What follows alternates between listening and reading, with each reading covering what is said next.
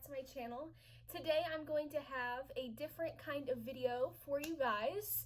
It's mainly going to be me sitting down and talking and answering questions about my birth plan, and I say that lightly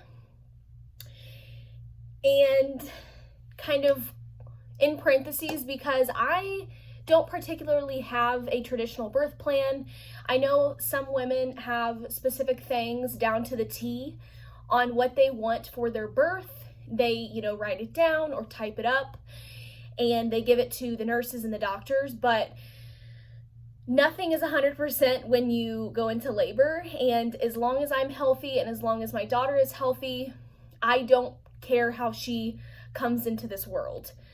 There are, of course, things that I would prefer over other things and things that I plan to do for labor and delivery to help me. And then also, how I choose to parent her after. But nothing is 100% set in stone because you just don't know. So I am going to sit down and talk. I know this is something a little bit different for my channel. My videos have been very hands-on, very active lately, but to switch things up a little bit, I am going to be talking quite a bit. So if this video isn't for you, that's totally fine.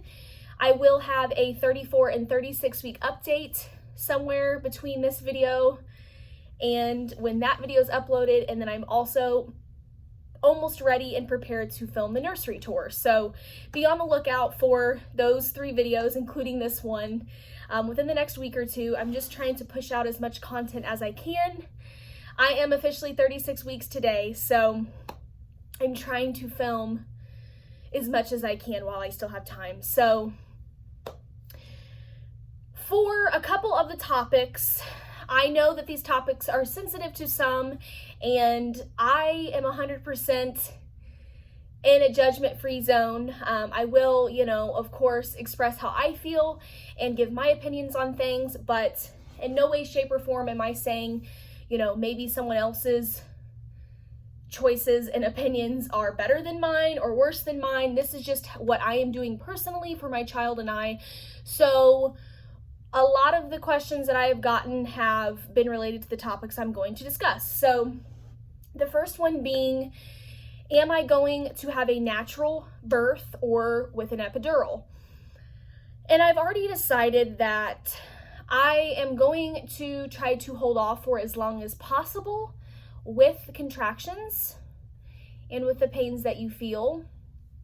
But I have been advised by a nurse at my doctor that I have to get it between 5 and 7 centimeters or the time slots run out because it takes about 30 minutes to an hour to kind of get someone over to do the epidural. And then for the epidural to work, a lot can happen between 7 centimeters and 10. So I'm not opposed to getting an epidural, and that's why I have chosen to get one. Despite the horror stories and hearing things, every labor is so different, and not one labor is going to be the same as somebody else's. So I'm hoping and praying that the epidural does wonders for me. I've heard really, really great things about it, and I'm not really scared per se. It is still a little bit early. I do still have 3 weeks until I could have my daughter, or until my due date anyways. And I don't really think the anxieties have kicked in as much because I'm trying to stay hopeful and I'm trying to stay positive. They say your body knows when you are feared, and I am trying to avoid being scared because I want her to come into this world, as safe and healthy as possible. So yes, I am planning to get an epidural. Natural labor would be great. I give props to those moms that can do water births. I give props to the moms that can do it without an epidural. And I may not need one, you know what I mean? My body may be able to handle it. I'm not saying that it, could, but it's definitely possible because there are women all over that, give birth without any pain medications. So I'm definitely not opposed to doing that. Second question is getting induced. I believe the baby will come when the baby is ready. Would I like her to come sooner than 40 weeks or right on my due date? Yes. I definitely don't want to be over my due date much, but in time I will be able to tell what kind of situation we're running into. I am not getting my cervix checked until I am 38 weeks. I could opt to get it checked sooner, but for me, 38 weeks is fine. I'm going to bounce on the yoga ball. I'm going to continue to walk. I'm going to do exercises, and hopefully that jumpstarts things a little bit so that I have her around my due date. In a perfect world, I would have her before my due date. As long as she is healthy and fully cooked, I don't care when she makes her entrance into this world, as long as she's healthy. And you will hear me reiterate that several times. I just want her here and I just want her healthy. So I wouldn't be opposed to getting an induction if I absolutely medically had to. So yes and no. I don't particularly want to, because sometimes the outcomes are a lot worse than just letting your baby come whenever the baby is ready. But if I medically had to, I would. As of right now, I am fine. So as of right now, I am set to have a vaginal birth. I'm hoping and praying that I'm able to have a vaginal birth. But of course, again, going into another topic, I am not against cesareans. I know a lot of women are scared and frightened. And for me personally, I've never had a surgery. I've never had anything that in depth and that intense, or any kind of surgeries. So that would be really frightening, really scary. I know a lot of things are different when you have C-sections and you're, heavily medicated. I don't do well with medications like that. But I would do what I would have to do. If the baby needs to come out, the baby has to come out. You know what I mean? Or if my life was in jeopardy, I would definitely opt in for a cesarean, but it's not something that I particularly want. So with induction or a cesarean, if it was medically needing to happen, then definitely. I definitely wouldn't put my life or my daughter's life into jeopardy to stick to a birth plan. So that is why I don't have a specific birth plan. And it's my first child. I am just hoping everything goes well. It's one of my biggest fears, but I am trying to be hopeful and positive and happy about it, because she is going to come out of here very soon. And when she does, it'll be a great magical moment, and I cannot wait. So next question is following in with the epidural. I definitely want to be mobile as long as possible. That's why I said I didn't want to be, poked with an epidural until the last minute, or as long as I can handle it, because I want to stay mobile as long as possible. I'm also really into being able to take a bath or a shower. So I am happy that I have the luxury of doing that in my hospital room, which is great. I also have the option to change the lighting and play music and bring comfort items in. So I am bringing pillows and blankets from my own house. Not a huge comforter, but definitely a pillow and blanket that reminds me of home. And I do have music in case I need it. I'm not going to be crazy about it, but I'm just glad that I have those options. And you should really ask your hospitals before labor and delivery on what they offer for you, because a lot of the times they have specific things that can help with labor. They also have yoga balls and peanut balls that I plan to use as well. So anything could happen. I will know more as the weeks progress and I get my cervix checked. It's all just a hit or miss with labor. So you never know until it's time. Another thing I wanted to talk about is what I am choosing to do afterwards. If I want pacifiers, how I'm going to be feeding her, and how I want her to sleep. I am not against pacifiers, because I've heard as long as you are introducing them, 3 to 4 weeks, even immediately into it, normally they don't have a problem latching onto the breast if you choose to breastfeed. I am choosing to breastfeed.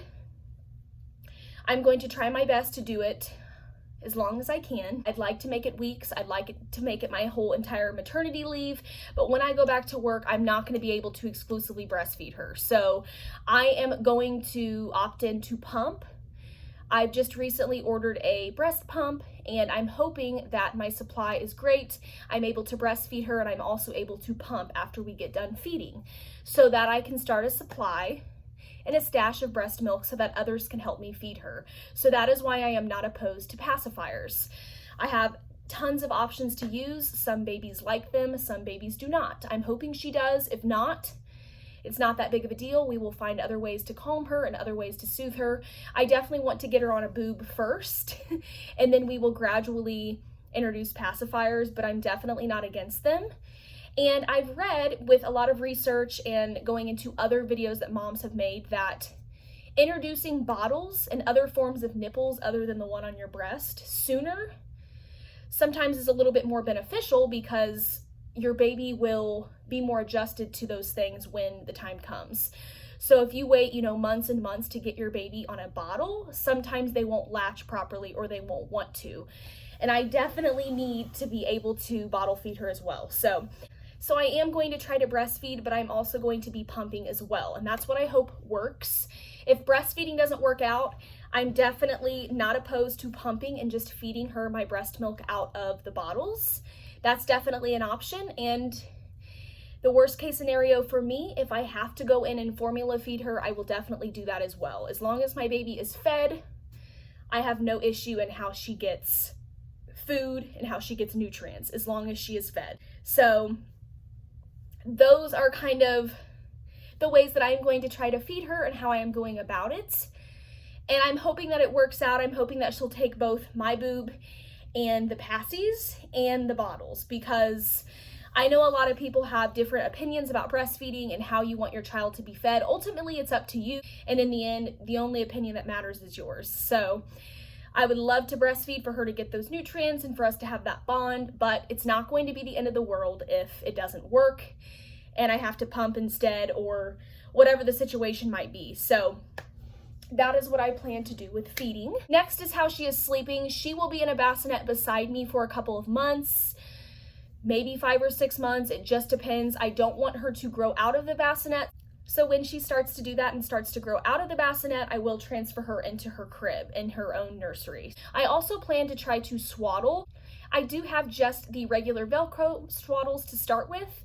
And then I also ordered a Halo sack and a Love to Dream sack to try. So I'm hoping one of the 3 works and we can transition her up to the bigger sizes. And I've heard babies sleep a lot better with those, but some don't. So it's just crazy how different, labor is and pregnancy is and each baby is. I mean, no one person is alike, but it's just crazy to me that I've just gotten so many different opinions. So I'm hoping between the 3 of those different kinds of swaddles, one will work. It's definitely something to prevent SIDS and safe sleeping.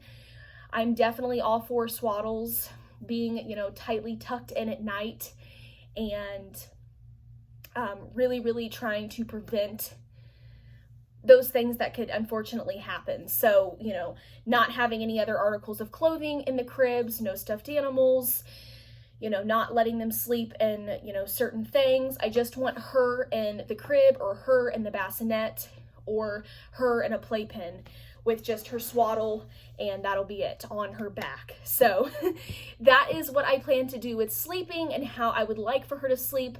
Again, you just never know, because every child is different. What is another thing I want to touch on? And I have reiterated this a ton of times to the people around me. I do not want cereal in her bottles. I think that is all. That is everything that I wanted to share with you guys. Again, this is not a birth plan. These are just things that I hope happen.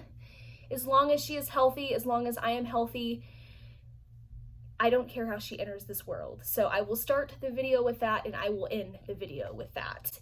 Please give this video a big thumbs up and subscribe to my channel if you haven't already, and I will see you guys in the next video.